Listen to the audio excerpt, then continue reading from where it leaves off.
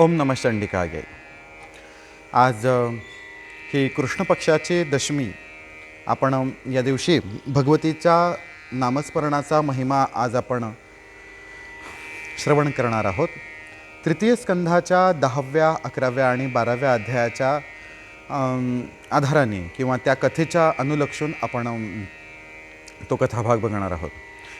मी आज मुद्दाम आमच्या नवमीचा आज इथं नवचंडी यज्ञ झालेला आहे. नवचंडी यज्ञाच्या यज्ञशाळेमध्ये यज्ञनारायणाच्या सानिध्यामध्ये बसून आपणाबरोबर मी आज संवाद साधतो आहे. ओम नमः चंडिकाय. चला, कथाभाग थोडासा विस्तीर्ण आहे, पण आपण त्याला संक्षेपामध्ये कमी वेळामध्ये समजून घेण्याचा प्रयत्न करू. यामध्ये बरीचशी सुभाषितं, बरेचसे काव्यशास्त्र, विनोद किंवा नीतिशास्त्र, न्यायशास्त्र बरेचसे ह्याच्यामध्ये देवी भागवतामध्ये या 3 अध्यायांमध्ये आलेले आहेत. सुरुवात अशी आहे ह्याची, म्हणजे आपण उलटं थोडंसं जाऊयात आणि त्याप्रमाणे बघूयात की सर्ग विभागाला सुरुवात होते की जेव्हा आता देवी भागवताची सुरुवात तशी सुरुवात व्यासांनी सुरू केलं, ते 3ऱ्या स्कंधाला सुरुवात केलं की त्यावेळेला सांगितलं की ब्रह्मदेवाची उत्पत्ती, विष्णूची उत्पत्ती आणि महेशाची उत्पत्ती झाल्याच्या नंतर त्यांनी जेव्हा ब्रह्मदेवाला, विष्णूला आणि महेशांना ह्या तिघांनाही संपूर्ण ब्रह्मांडाची रचना कशी आहे आणि कोटी ब्रह्मांडाची रचना आणि कोटी ब्रह्मांडामध्ये कोटी विष्णू, कोटी रुद्र, कोटी ब्रह्मदेव कसे आहेत दाखवले. आणि सगळं झाल्याच्या नंतर जेव्हा ते देवी लोकामध्ये येतात आणि देवी लोकामध्ये आल्यानंतर ह्या तिघांची स्तुती जेव्हा नंतर होते आणि त्याच्यानंतर जेव्हा शेवटाकडं हा अध्याय येतो, सर्ग विभागाचा हा शेवटाकडं अध्याय येतो, त्यावेळेला त्यांनी सांगितलं की पूजनम साचैव कारणम राजन जगतः परमेश्वरी समाराधयतांभूपम कुरु यज्ञम जनाधिप. विषय कसा आहे की ती ह्या सगळ्या जगाचं कारण आहे. हे राजन, ती या सगळ्या जगाचं कारण आहे आणि ती कशी आहे, ती जगाची परमेश्वरी आहे. तिची तू समाराधना कर, तिचा तू यज्ञ कर, असं तिला जनमेजय राजाला व्यासमहर्षी सांगतात. पुढं म्हणतात पूजनम पर्या भक्त्या तस्या एव विधानतः महालक्ष्मीर्महाकाळी तथा महासरस्वती.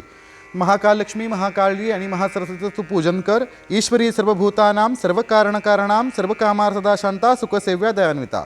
ती कशी आहे, ईश्वरीं सर्वभूतानां, सर्वभूतांची ती अधिष्ठात्री आहे, सर्वभूतांची ती ईश्वरी आहे, सर्व कारणांची ती कारण आहे. प्रमाणानां प्रमात्री सा, की प्रमाणांचीही ती प्रमात्री आहे अशी ती भगवती जगदंबिका. तिचं तू पूजन कर आणि आराधन कर. आता हे झालं विधिवत करायचं. आता अविधीचा त्यांनी महिमा थोडासा सांगितला आहे की नामोच्चारण मात्रेण वांछितार्थ फलप्रदा देवैही आराधिता पूर्वम ब्रह्मविष्णू महेश्वरैही. त्यांनी काय सांगितलं की जिचं नामस्मरण केल्याने ती तुमच्या मनोवांछित फलप्राप्ती देते, तुम्हाला हवा तो वर तुम्हाला ती प्राप्त करून देते. अशी जी देवी आहे तिला पूर्वी कुणी आराधना तिची केली होती, ब्रह्मा, विष्णू आणि महेशांनी तिची आराधना केली होती. ती कशी होती, मोक्ष कामैश विविधै तापसैर्विजितात्मभिः अस्पष्टमपि यन्नाम प्रसंगेनापि भाषितम. काय होतं की तिचं जे म्हणजे मुमुक्षु लोक जे आहे, ज्यांना मोक्षांची प्राप्ती करायची आहे, अशा लोकांनी सुद्धा म्हणा किंवा तापसींनी म्हणा, ज्ञानी लोकांनी म्हणा, कुणीही असू दे, प्रसंगेनापि अस्पष्टमपि यन्नामम, तिचं अस्पष्ट असं नाव जर तुम्ही उच्चारण केलं तर ती काय करते, ददाती वांछितान अर्थान दुर्लभान अपि सर्वता. दुर्लभ असलेले तुमचे जे म्हणून काही वांछित आहेत त्या सगळ्यांचं ती प्रदान तुम्हाला करते. ऐ ऐ इति भयार्तेन दृष्ट्वा व्याघ्रादिकं वने बिंदुहीनमपित्युक्तम वांछितं प्रददाति वै. एकदा काय झालं होतं की ऐ ऐ असं चुकून एका वाघाला बघून किंवा एका हिंस्र श्वापदाला बघून असं म्हटल्यानंतर सुद्धा ती प्रसन्न झाली आणि तिने मनोवांछित वर प्राप्त करून दिला. प्रत्यक्ष एवच अस्माकं मुनीनां भवितात्मनां ब्राह्मणानां समाजेषु तस्य उदाहरणं बुधैः. असा ब्राह्मण समाजामध्ये त्याचं उदाहरण जे आहे त्या सत्यव्रताचं उदाहरण अतिशय माननीय उदाहरण आहे की त्यांनी काय केलं की भगवती जगदंबिकेचं वाग्भव बीजाचं अस्पष्ट उच्चारण केल्यामुळं सुद्धा भगवती जगन्माता, भगवती महामाया त्याच्यावरती प्रसन्न झाली आणि तिच्या कृपेने तो कविश्रेष्ठ वाल्मिकींच्या तुल्य असं झाला असं ते म्हणतात. मग हे ऐकारोच्चारणा देवी तुष्टा भगवती तदा चकार कविराजंतम दयार्द्रो परमेश्वरी असं त्यांनी सांगितलं की त्याचा केवळ ऐकार त्यांनी उच्चारण केल्यामुळं ही दयार्द्र असणारी भगवती जगदंबा त्याच्यावरती प्रसन्न झाली आणि त्याला कविराज असं बनवून टाकलं. मग हे ऐकल्याच्या नंतर पुढच्या अध्यायाच्या सुरुवातीला महाराज जन्मेजय म्हणतात, कोसौ सत्यव्रतो नाम ब्राह्मणो तुझे सत्तमहा कस्मिन देशे समुत्पन्न कीदृश्यश्च वदस्व मे. मग तो सत्यव्रत नावाचा ब्राह्मणोत्तम कोण होता, त्याची कुठं उत्पत्ती झाली, कोणत्या देशामध्ये तो होता, ते मला जर तुम्ही सर्वच सांगा. कथम तुष्टा भवानी सा सर्वज्ञा सर्वसंस्थिता विस्तरेण वदस्वाद्य कथामेता मनोरमाम, असं ते म्हणतात. मग ते सुतांना हे सगळेजण जन्मेजयाने असं विचारल्यानंतर सूत मुनी म्हणतात की शृणुराजन प्रवक्ष्यामी कथां पौराणिकीं शुभां श्रुत्वा मुनिसमाजेषु मया पूर्वं कुरुद्वः. व्यास महर्षी म्हणतात की मी ही पौराणिकी ही जी कथा तुला सांगतो की यापूर्वी मी मुनी समाजामध्ये सांगितले होते की याचे वक्ते स्वतः भगवान जमदग्नी आहेत. जमदग्नी ऋषी ह्याचं वर्णन ह्या कथेचं ही कथा सांगतायत आणि सगळा ऋषी समाज तिथं ऐकतोय. ते काय म्हणतात की समाजाने त्यांना म्हणजे सर्व ऋषी मुनींनी जमदग्नी मुनींना काय विचारलं की कुणाची आराधना करावी आणि कुणाची आराधना केल्याने तुम्हाला सहज सुलभ लवकरात लवकर फलप्राप्ती होईल, असा त्यांनी प्रश्न विचारला होता. मग त्यांनी काय सांगितलं की जमदग्नी काय म्हणतात, सेवनीय तमा शक्ती सर्वेषां शुभमिच्छताम. सेवनीय तमा सुपरलेटिव्ह डिग्री, तम तिच्यासारखं कुणीच नाही. तुम्ही सेवनीय तम, तुम्हाला जर सेवाच करायची असेल, तुम्हाला जर उपासनाच करायची असेल तर तुम्ही फक्त आणि फक्त भगवती जगन्माताची आदिशक्तीची उपासना करावी, असं त्यांनी सांगितलं. त्यांनी काय सांगितलंय, परा प्रकृतिराद्याचं सर्वगा सर्वदा शिवा. ती परा आहे, प्रकृती आहे, आद्य आहे, ती सतत राहणारी आहे, नित्य आहे, ती कल्याणकर्त्री, शिवा म्हणजे कल्याणकर्त्री आहे. ती कशी आहे, देवानाम जननीं सैव ब्रह्मादीनां महात्मनाम.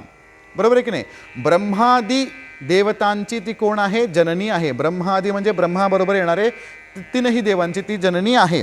कसं आहे, स्मृता उच्चारिता देवी ददात किल वांछितम. तिचं नाव तुम्ही चुकून जरी घेतलं तर तुमचं वांछित मनोरथ ती लगेच पूर्ण करते. सर्व देवार्चित्तासा वरदानाय सेविता. ती सर्व देवांमध्ये दयार्द्र अशी अंतःकरणारी असणारी ती जननी आहे.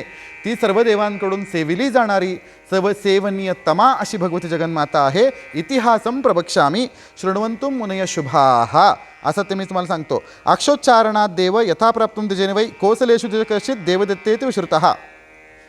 ते म्हणतात की तिचं अस्पष्ट नाव घेतल्यामुळं ती त्या देवदत्ताच्या मुलाला कशी कवित्व प्राप्ती झाली ते मी तुम्हाला सांगतो. ते म्हणतात कोसल देशा म्हणजे अयोध्या प्रांतामध्ये देवदत्त नावाचा एक विद्वान ब्राह्मण असा राहत होता. त्या काय एक ऋषी म्हटलं तरी हरकत नाही त्यांना. तमसा तीरावरती त्यांचा आश्रम होता आणि त्यांना पुत्र नव्हता म्हणून त्यांनी काय केलं, पुत्र कामेष्टी यज्ञाचं आयोजन केलं. मी श्लोक वाचत नाही पण तुम्हाला मी सांगतो की त्यांनी यज्ञामध्ये सुहोत्राला ब्रह्मदेव म्हणून बोलवलं, याज्ञवल्क्यांना अध्वर्यू म्हणून बोलवलं, पैलमुनींना प्रस्तोता आणि गोभिलांना उद्गाता म्हणून त्यांनी बोलवलं. आणि अशा प्रकारे ते स्वतः यजमान बनून देवदत्त मुनी त्यांनी पुत्र कामेष्टी यज्ञाला सुरुवात केली. वेगवेगळ्या आता हे चार वेदांचे वेगवेगळे आचार्य आहेत. पैकी गोभिल मुनी जे आहेत ते सामवेदाचे आचार्य असतात आणि सामवेदाचे त्यांनी वेगवेगळ्या प्रकारचे सामगायन करत होते ते. आणि सामगायन करता करता त्यांचं काय झालं, श्वास उच्छ्वासामध्ये त्यांचा स्वर खालीवर झाला, हे देवदत्ताच्या लक्षात आलं.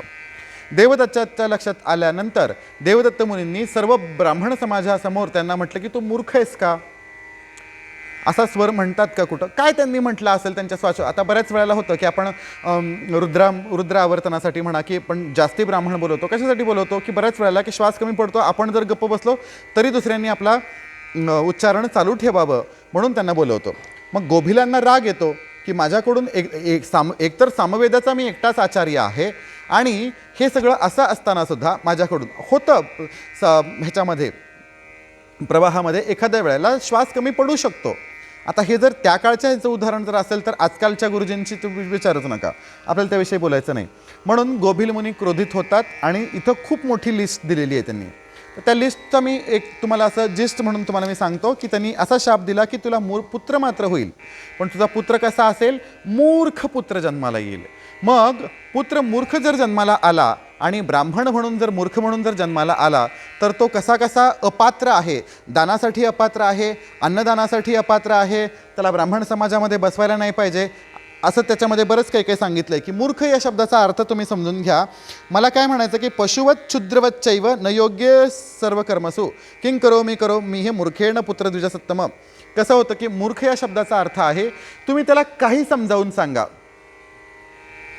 त्याला काही कळत नाही. आता बघा, लक्षात घ्या, एक सुभाषित आहे, आम्हाला शाळेत असताना होतं हे सुभाषित. चिरा यापि नरो मूढ पंडितम परिउपास्य वै न पांडित्यम विजानीते दर्वी सुपरसानिव. आता बघा, दर्वी म्हणजे डाव म्हणा किंवा चमचा म्हणा, आपण पळी म्हणतो, किंवा तो असा असा मोठा आमटी वाढण्याचा जो चमचा असतो की नाही, त्याला दर्वी सुपरसानिव. सूप म्हणजे आमटी, बरोबर आहे. त्या सुपामध्ये आमटी म्हणा, रसाभाजी म्हणा, काय म्हणायचं म्हणा, किंवा रसम म्हणा, तर त्याच्यामध्ये चमचा कसा असतो, त्या चमच्याला तुमच्या त्या आमटीचं काही रस असतो का हो? नाही. तसा आयुष्यभर चिरायापि नरो मूढ पंडितम पर्युपास्य वै न पांडित्यम विजानीते.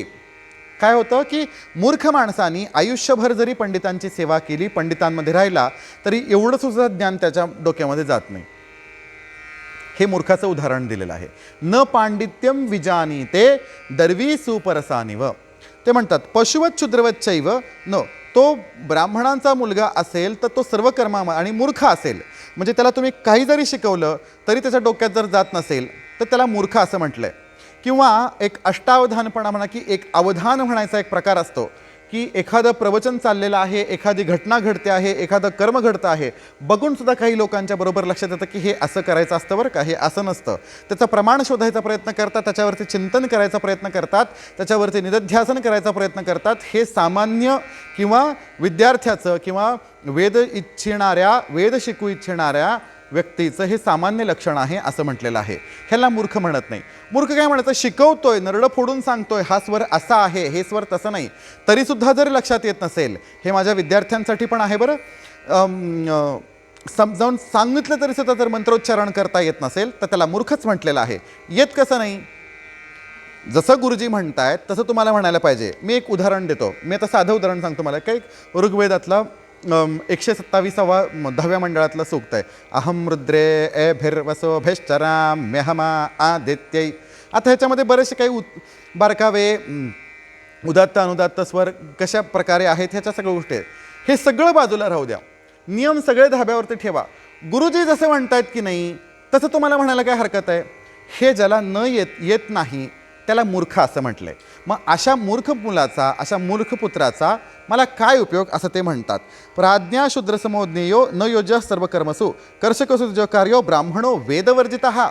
त्या अशाला राजाने सुद्धा आपल्या राज्यामध्ये ठेवू नये. जर वेदवर्जित ब्राह्मण असून जर वेदांचं ज्ञान नसेल, वेदोच्चारण येत नसेल, तर अशाला सदैव निंद्य असं म्हटलेलं आहे. अशाला तुम्ही घरी ब्राह्मण भोजनासाठी बोलवू नये, देव ब्राह्मणाला बोलवू नये, त्याला मुंजीला कशाही कुठल्याही जेवणाला, भोजनाला, कुठल्याही कर्माला त्यांना बोलवू नये ब्राह्मण म्हणून. तर तो सर्वतः निंद्य असं म्हटलेलं आहे. आहारादिकम चान्नम न दातव्यम पंडिते दाता नरकमापनोती गृहीत्वा तू विशेषतः. अशा अविद्वान किंवा न शिकलेल्या, वेदांचं ज्ञान नसणाऱ्या ब्राह्मणाला जर तुम्ही भोजनासाठी बोलवलं, दानासाठी जर बोलवलं, त्याला जर तुम्ही दान दिलं, आजकाल तर असंच चालतं, फक्त गायत्री मंत्र येतो आणि केवळ ब्राह्मण आहे म्हणून जेवायला बोलतो. तर त्याला काय सांगितलं की दाता नरकमापनोती गृहीता तू विशेषतः. देती आणि घेती दोघंही नरका जाती असं त्यांच्यामध्ये त्यांनी सांगितलेलं आहे की त्या अशांना दान देऊ नये, अशांना दान जे भोजनासाठी बोलवू नये. फक्त आणि फक्त विप्र की ज्यांना वेदांचं अध्ययन ज्यांचं झालेलं आहे अशा लोकांना, अशा ब्राह्मणांनाच आपण भोजनासाठी बोलवायचं त्यांनी सांगितलं. म्हणून आणि मूर्खा यत्र सुगर्विष्ठा दानमान परिग्रही. आणि मूर्खांना म्हणजे कसं म्हणतात की नाही, साधी गोष्ट असते की जसं आंब्याच्या झाडाला जर जास्त आंबे लागले असतील तर ते झाड झुकलेलं असतं आणि रिकामी भांडेच जास्त वाजत असतात. अशा मूर्खांना ज्यांना ज्ञान नाही तेच असे गर्विष्ठाने असे ताटलेले असतात. मग अशांना बोलवलं तर माझं काय होणार. मग ते गोभिलांची वारंवार प्रार्थना करू लागले, त्यांची दया भाकू लागले. तर त्याच्यावरती मग त्याच्यानंतर ते म्हणतात की देवदत्ता तू काळजी करू नको, तुझा माझा शाप काही खोटा ठरणार नाही, पण एक कालावधी गेल्याच्या नंतर तुझा मुलगा अतिशय विद्वान असा कवी होईल असं ते म्हणतात. पण तुला मुलगा मात्र होईल. तुझ्यावरती हा जो अपुत्राचा जो तुझ्यावरती डाग लागलेला आहे तो निघून जाईल. पुत्र तुझा काही काळ मूर्खच राहील, पण काही काळानंतर भगवती जगन्मातेच्या कृपेने तो नक्की आणि नक्कीच विद्वान होईल असं ते म्हणतात. रोहिणी नक्षत्रामध्ये त्यांनी त्यांच्या बायकोनी देवदत्ताच्या बायकोनी एका सुंदर अशा मुलाला जन्म दिला. त्यांचे सगळे संस्कार, जातकर्म, जे काही संस्कार असतील ते सगळे संस्कार केले. 8व्या वर्षामध्ये त्याचं उपनयन संस्कार केल्यानंतर त्यानं मग त्याला पाठशाळेमध्ये पाठवण्यात आलं. गुरुजींकडे पाठवण्यात आलं. त्यांनी सांगितलं गायत्री मंत्रसुद्धा त्याला ग्रहण करता आला नाही, त्याला काहीही शिकता आलं. वेद तर लांबचीच गोष्ट आहे, साधा गायत्री मंत्रसुद्धा त्याला घेता आला नाही. पण त्याला काही शिकता न आल्यामुळं तर ज्या ज्या ठिकाणी तो जात असे त्या त्या ठिकाणी लोक त्याला मूर्ख मूर्ख मूर्ख म्हणून त्याला असं सारखं त्याला चिडवायचं, डिवचायचं आपल्यासारखं काहीतरी असं त्याचं करायचं.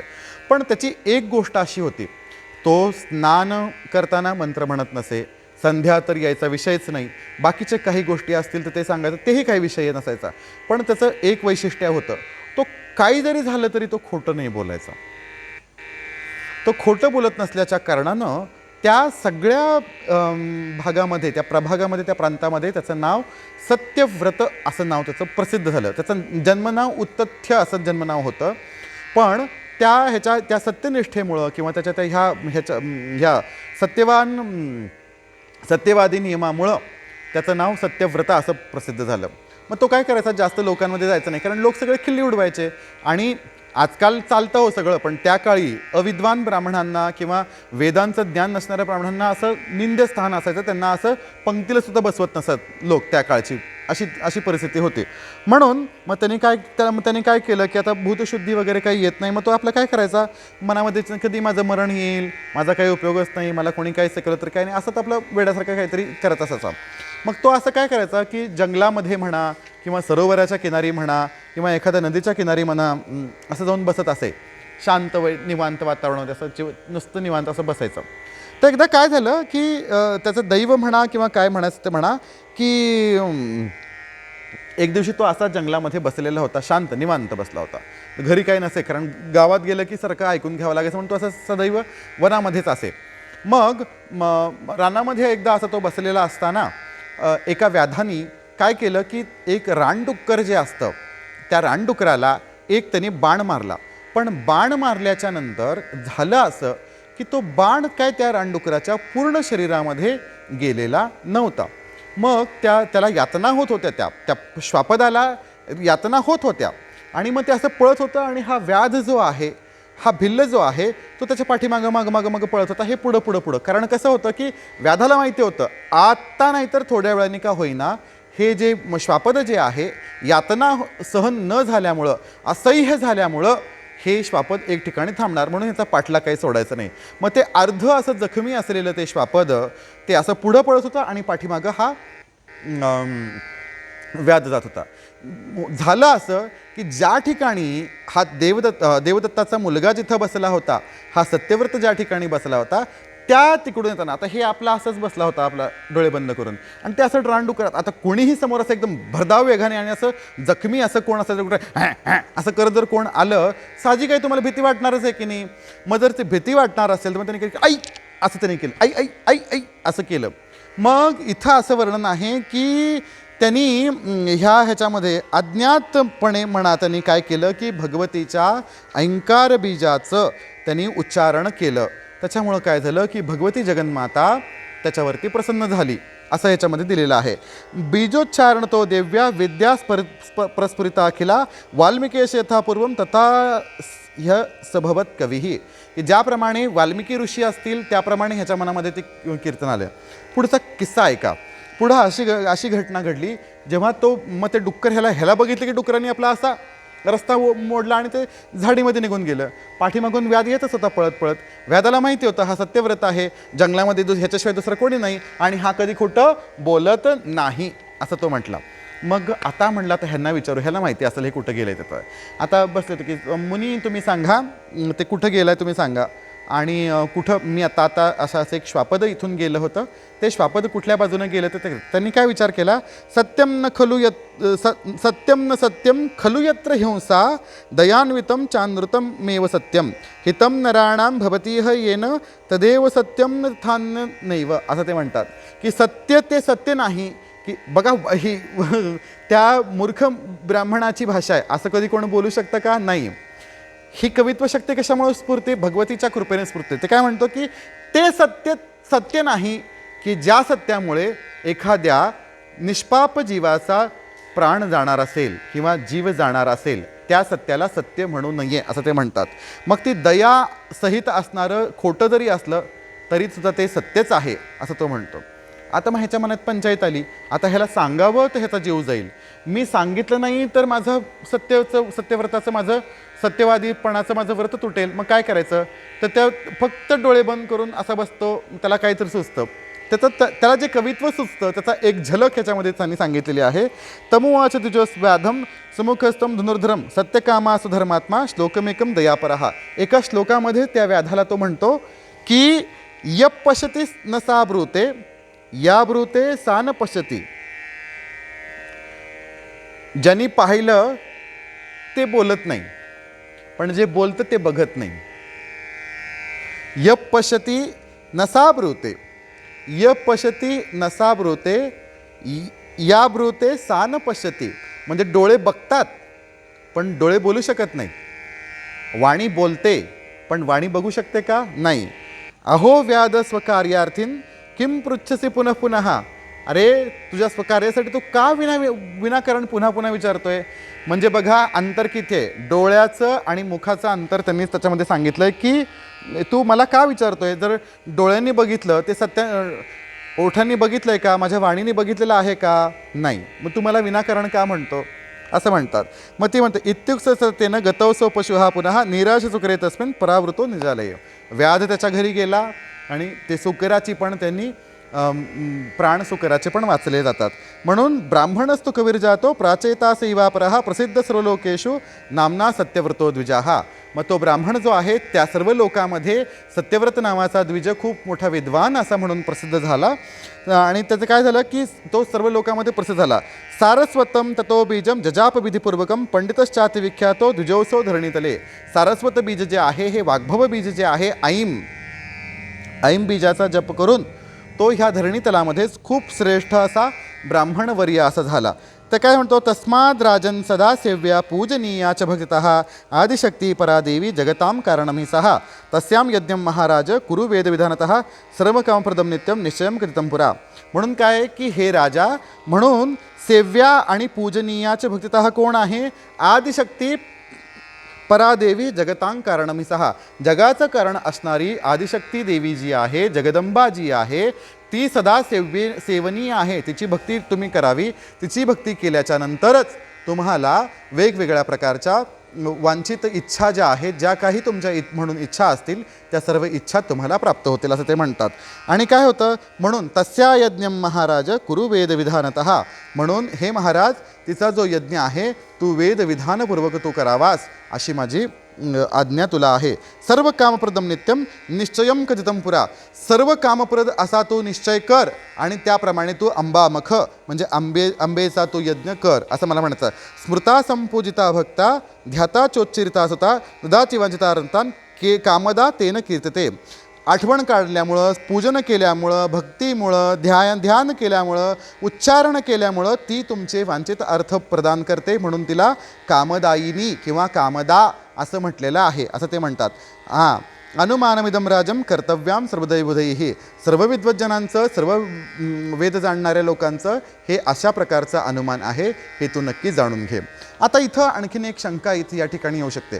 अस्पष्टमपी यन्नाम त्यांनी असं म्हटले बरं का, लक्षात घ्या. अस्पष्टमपी यन्मंत्रम अस्पष्टमपी यन्बीजम असं त्यांनी म्हटलेलं नाही. आजकाल काय झालेलं आहे माहिती आहे का, नाही ह्याच्यात लोकांचा पण दोष नाही आहे. आजकालचे गुरु म्हणवणारे लोक पण असे बरेचसे चित्रविचित्रच असतात. त्यांच्या डिमांडिंग पण फार असतात. ते देवी हा विषय जो आहे तो बाजाराचा विषय त्यांनी करून ठेवलेला आहे. देवीच्या नावाखाली ते शिष्य लोकांना खूप लुटतात वगैरे वगैरे तो प्रकार होतो. त्यामुळे काय होतं की आजकाल लोक म्हणे कोणी शाक्त उपासक म्हटलं, देवीचा उपासक म्हटलं की कोणी धजत नाही. तुम्ही आम्हाला मंत्र देता का, कोणी असं म्हणत नाही. बरीच लोक काय करतात, पैसा या एका कसोटीवरती दीक्षा द्यायची की नाही असं ठरवतात. किती दक्षिणा देता, किती पैसा देता ह्याच्यावरती तुम्हाला आम्ही देवीचा मंत्र प्रदान करू. आजकाल असंच चाललं आहे पूर्ण भारतवर्षामध्ये. फेसबुक आणि ऑनलाईन ह्याच्यावरती तर नुसता बाजार भरलेला आहे. मला सांगायचं तात्पर्य काय आहे, अस्पष्ट मपी यन्नाम असं म्हटलंय. देवीचं अस्पष्ट नाव जरूर घ्यावं, माझं काहीच म्हणणं नाही, पण त्याच्या आधी एवढं नक्की तपासून घ्यावं की आपण सत्यव्रत आहोत का, आपल्यामध्ये तेवढी मूर्खता आहे का हे बघायचं. मूर्खतेला मी दुसरा शब्द देतो ह्या ठिकाणी. सत्यव्रत मूर्ख जरी असला तरी तो निरागस होता. बरोबर आहे की नाही? तो इनोसंट होता तेवढा, त्याच्या मनामध्ये काही नव्हतं. तो तेवढा निरागस असल्या कारणानं, त्याच्या मनामध्ये कुठलाही पूर्वग्रह दूषित नसल्या कारणानं त्याला भगवतीची अनुकंपा म्हणा किंवा अनुग्रह म्हणा शीघ्र प्राप्त झाला. आपण मुद्दाम जर नाटक करून दांभिक बनून जर आपण काही तांत्रिक गोष्टींना जर आपण छेडणार असू आणि असं म्हणत असू, म्हणजे आजकाल हे केंद्रवाले वगैरे बरेचसे लोक असे म्हणतात की बाबा हे काय होतं आमचं असं आहे. आणि ते आणखीन एक प्रकार आहे की डायरेक्ट देवीचा अनुग्रह झालेले तर असे महाभाग तर भरपूरच आहेत. इकडं तुम्ही तंबाखू खाणार, दारू पिणार, वेगवेगळ्या गोष्टी करणार आणि म्हणणार की साक्षात जगदंबेने मला अनुग्रह दिला, मला कुठल्या गुरूंची गरज नाही. असेही लोक भरपूर आहेत, काय विचारू नका. आणि अशा ह्याच्यामध्ये ही दांभिकता जी आहे, तर ह्या दांभिकतेतून आपण कुठलाही तांत्रिक प्रयोग करू नये. शिक्षण घ्यावं व्यवस्थितपणे, दुर्गा सप्तशती प्रशिक्षण घ्यावं, ललिता सहस्रनाम दीक्षा पंचदशी मंत्राची घेतल्याच्या नंतरच वाचावं असंच विधान आहे. जोपर्यंत कोणी आपल्याला आज्ञा करत नाही की बाबा तुम्ही हे ललिता सहस्रनाम पारायण करा, ललिता त्रिशती पारायण करा, तुम्ही सौभाग्याष्टोत्तर शतनाम, तोपर्यंत त्याला हात लावू नका. तुम्ही नाव घ्या ना देवीचं. एवढी गाणी, एवढी भजने, एवढी अभंग आहेत भगवती जगदंबेवरती, एवढं चरित्र तिथं छान आहे. त्याच्याकडं विनाकारण तंत्रांना छेडायला जाऊन आपली स्वतःची प्रतारणा करून आणि वेगवेगळ्या प्रकारच्या संकटांना ओढवून घेण्यात काहीच अर्थ नाही. हे बरेचसे लोक मला सांगतात की असं काय होतं, ती आईच आहे की, हो मान्य आहे, सगळं मान्य आहे. पण नामस्मरण अस्पष्टमपि यन्नाम असं म्हटलं आहे. जर भक्ती करायची असेल, भक्ती कसं पाहिजे की एक क्षणभर सुद्धा तिची आठवण मनातून गेली नाही पाहिजे, त्याला भक्ती म्हटलं आहे. बरोबर आहे की नाही? भक्ती कशाला म्हटलं आहे लक्षात घ्या. राधा काही तंत्रमंत्र करत बसलेली नव्हती कृष्णाचं नाव घ्यायला. तिने काही मंडल पूजा म्हटली नव्हती ना, काही सर्वतोभद्र मांडलं नव्हतं किंवा काही ती वैखानसं आणि आगमांप्रमाणे तिने काही कुठली मंडल पूजा केली नव्हती. वेगवेगळ्या प्रकारची पात्र, द्रव्य, शंख असलं काही नव्हतं. राधेचं जे निस्सीम प्रेम होतं भगवंतावरती, त्याची आपण तुलना करून बघा. भक्तीच म्हणताय ना, भक्ती चोखामेळा महाराजांची बघा, तुकारामांची बघा, ज्ञानेश्वर महाराज भक्ती बघा, हे कुठं शिकायला गेले नव्हते न. रामकृष्ण परमहंसांची पण बघा, काय करत होते. तंत्रमंत्र येत जरी असलं तरी करतच नव्हते ना काही. अशी गोष्ट आहे. आजकाल आम्ही श्रीविद्या उपासक आहोत, आम्ही देवीचे भक्त आहोत, अशा मिरवण्यामध्ये लोकांना खूप मोठी धन्यता वाटते. म्हणून मी सांगतो, मी जे म्हणतो की नाही, त्रिपुरा रहस्यामध्ये दत्तप्रभूंनी भगवतीची भक्ती चिंतन करा असं ह्याच्या विषयावरती एवढं छान सांगितलेलं आहे की तुम्ही चित्र काढा, तिच्यासाठी नृत्य करा. बरोबर आहे की नाही? तिच्यासाठी तुम्ही भजनं म्हणा, तिच्या चरित्राचं गायन करा, तिच्या चरित्राचं श्रवण करा. जोपर्यंत गुरु प्राप्त होत नाही तोपर्यंत. जेव्हा गुरुप्राप्ती होईल, जेव्हा तुम्हाला उपदेश होईल, मग तो कशाचाही उपदेश असू दे, तर त्यांनी जे सांगतील तेवढंच करायचं. पण उठसूट मनाचे उठून कसेही अस्पष्ट उच्चार, व्याकरणशास्त्राचे नियम नाही, उच्चारणशास्त्राचे नियम नाही, कुठल्याही नियमाचं नाही. उगाच कोणीतरी सांगताय आमचे गुरु म्हणे स्वामी समर्थ, आमचे गुरु म्हणून दत्त महाराज आमचे गुरु, देवीनी काल माझ्या समोर येऊन मला उपदेश दिला, असं काही बोलणाऱ्या लोकांकडून फसून न घेता आपण असं करू नये. आपण व्यवस्थितपणे यथोक्त योग्य गुरूंकडून शिकून घेऊनच हे सगळं करावं. आज हा विषय आला म्हणून मला थोडंसं बोलावंसं वाटलं. ह्याच्यावरती आणखीन बरंचसं बोलता येण्यासारखं आहे. भगवती नक्की कृपा करेल, नो डाऊट. फक्त मला काय म्हणायचं आहे, एखाद्या गोष्टीला जर तुम्हाला विद्युततेचा प्रवाह जर करायचा असेल तर तो सुसंवाहक असावा की नाही. मला काय म्हणायचं आहे, इंग्लिशमध्ये बोलू का? जर तुम्हाला एखाद्या पदार्थाला किंवा एखाद्या मेटलला जर तुम्हाला करंट द्यायचा असेल तर त्याच्यातून तुमचा तो करंट गेला पाहिजे की नाही. ती सुसंवाहकता कधी येईल? जर आपण ठोकळा असू लाकडाचा किंवा जर दगड असू तर करंट येणार आहे का? करंट बसणार आहे का? नाही.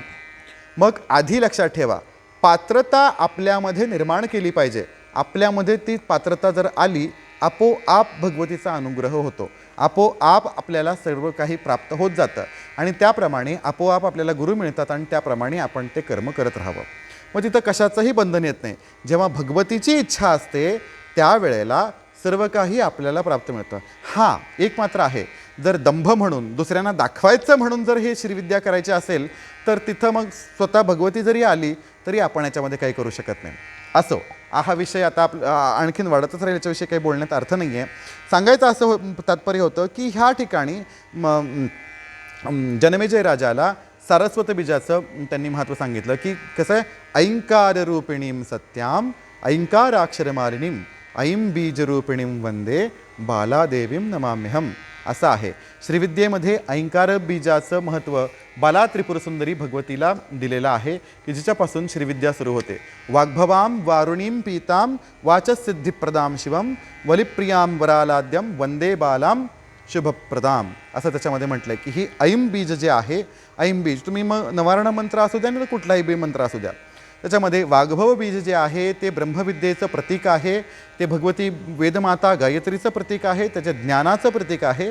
त्या वाग्भव बीजाचं जप उच्चारण अनुष्ठान म्हणजे आता तुमचा आचार जरी बदलला तरी उच्चारण बदलतं, तुमचा संप्रदाय बदलला उच्चारण बदलतं, किंवा तुमचे गुरुजी जरी बदलले तरी त्याचं उच्चारण बदलतं. आता या ठिकाणी नावं ठेवणारी किंवा पाठीमागं निंदा करणारी बरीचशी मंडळी आहेत, त्यांचं आपल्याला काही चर्चा करायची नाही. सांगायचं तात्पर्य एवढंच, जे काही आपण जर तंत्रामध्ये जात असू, मग सप्तशती आपा असू द्या, मग ते काही असू द्या, तंत्रामध्ये जर आपण जात असू तर फक्त मार्गदर्शन घेऊन करावं एवढीच इच्छा. बाकी या प्रवचनाचा दुसरा अर्थ न काढता भगवतीचं नामस्मरण करायला, अस्पष्ट नाम घ्यायला काही प्रॉब्लेम नाही, किंवा देवीच्या गुणानुकीर्तन करायला, तिच्या कथा वाचायला, तिच्या गाणी म्हणायला, तिची चित्र काढायला, तिच्यासाठी नृत्य करायला काहीही म्हणजे बाधा नाही किंवा कुठल्याही प्रकारची हरकत नाही. म्हणून हे आजचं विशेष प्रवचन भगवतीच्या भक्तिप्रित्यर्थ आणि भक्तीच्या सद्यकालीन परिस्थितीप्रित्यर्थ हे समर्पित करून आज आपली ही सेवा भगवती जगदंबेच्या चरणी समर्पण करू. ओम नमः चंडिकायै, ओम नमः चंडिकायै, ओम नमः चंडिकायै.